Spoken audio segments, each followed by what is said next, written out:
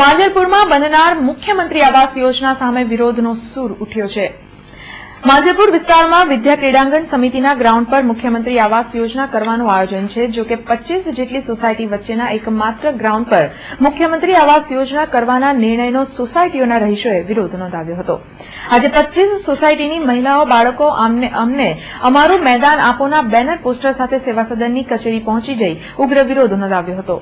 રહીશોએ બાળકોના રમતગમતના એકમાત્ર મેદાનને બાળકોની પ્રતિભા માટે ખુલ્લું રાખવું જોઈએ તેવી લાગણી દર્શાવી હતી।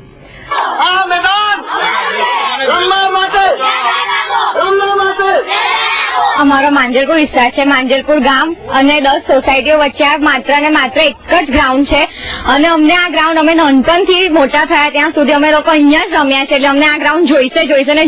એટલે આ ગ્રાઉન્ડમાં બિલ્ડિંગ બનવાની છે તો એ એટલે બિલ્ડિંગ બનવી ના જોઈએ ને આ ગ્રાઉન્ડ અમને જોઈશે જ રમવા માટે। किसी ने भी हमारा ग्राउंड लिया ना तो बहुत मार हुआ। हमको हमारा ग्राउंड खेलने के लिए ग्राउंड चाहिए खेलने को।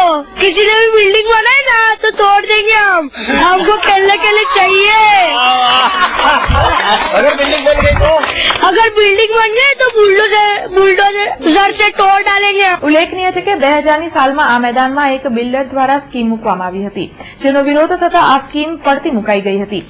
ત્યારે મેદાન બાળકો પાસેથી જૂટવાઈ જાય તેવા પ્રયાસો કોર્પોરેશન દ્વારા કેમ કરાઈ રહ્યા છે તેવો વેધક સવાલ પણ ઉઠી રહ્યો છે।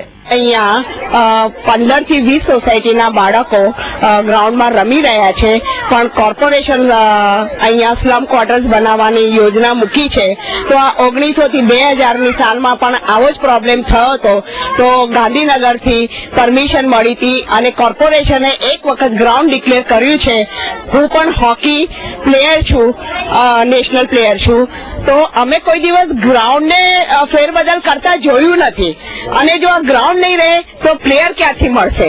અને જ્યારે આ સ્ટેડિયમ બન્યું છે માંજલપુરમાં ત્યારે બી મેં વાત આગળ મૂકેલી કે નાના નાના ગ્રાઉન્ડમાંથી જ છોકરાઓ તૈયાર થાય છે। જો ગ્રાઉન્ડ નહીં રહે તો પ્લેયર ક્યાંથી તમને મળવાના હતા આગળ? અને મારી સરકારશ્રીને એક જ વિનંતી છે કે કોઈ દિવસ ગ્રાઉન્ડમાં અમે જ્યાંથી નાનપણથી જે બી ગેમ રમવા જઈએ છીએ ત્યાં એ જ ગ્રાઉન્ડ જોઈએ છે।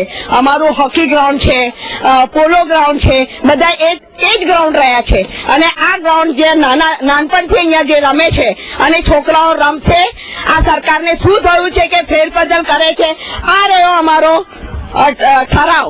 અમે 2000ની સાલમાં જયારે અમે ગ્રાઉન્ડ જીતીને લાયા છે, અહીંયા મકાન નહીં બને અને છોકરાઓ રમશે।